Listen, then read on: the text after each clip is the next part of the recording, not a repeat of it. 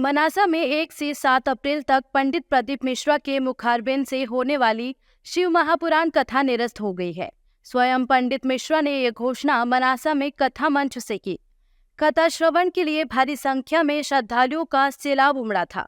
कथा मंच पर लगभग 1:15 से जैसे ही पंडित मिश्रा पहुंचे तो पांडाल जयकारों से गूंज उठा। उनकी एक झलक पाने को श्रद्धालु दूर दराज से आए थे, लेकिन पंडित मिश्रा ने आते ही सीधा माइक संभाला और कथा निरस्ती की घोषणा कर दी।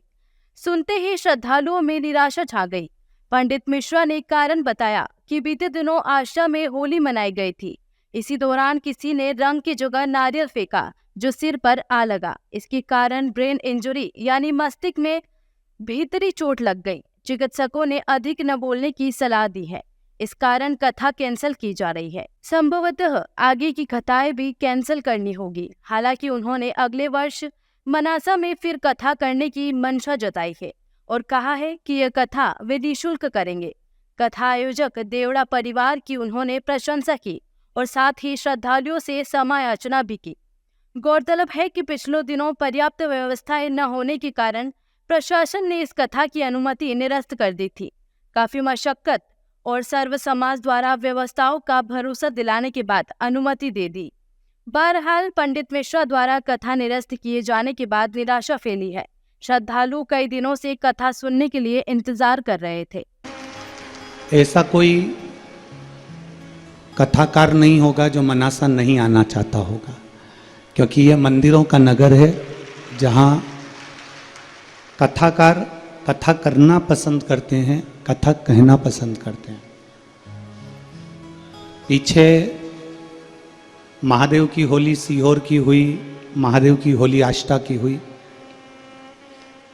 आष्टा की महादेव की होली 29 तारीख को हुई, जिसमें गुलाल की जगह कोई नारियल फेंका गया, जिसके कारणवश ब्रेन में थोड़ा सा दिक्कत आ गया है। तो जो गुम्मा, जैसे कि चोट लगती है तो गुम्मा ऊपर उठता है, तो अंदर की ओर चोट लगने के कारण अंदर सूजन हो गई है ब्रेन में।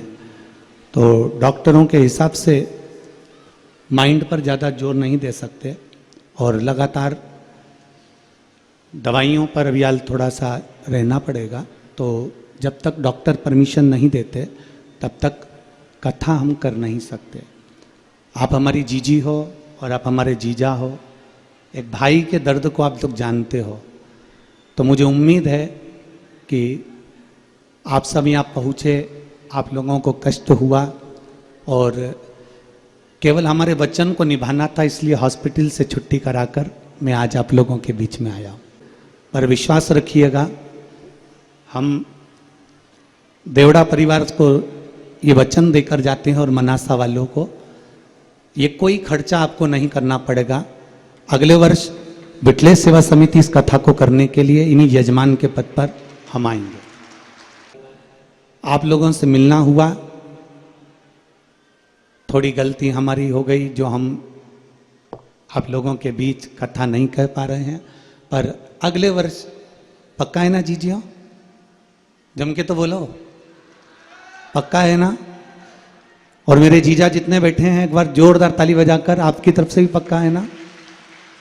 हम स्वयं आएंगे, स्वयं बिटले सेवा समिति आएगी, यजमान भी यही हमारा देवड़ा परिवार रहेगा। उसमें किसी का खर्चा नहीं, केवल आप लोगों को आकर कथा को श्रवण करना रहेगा।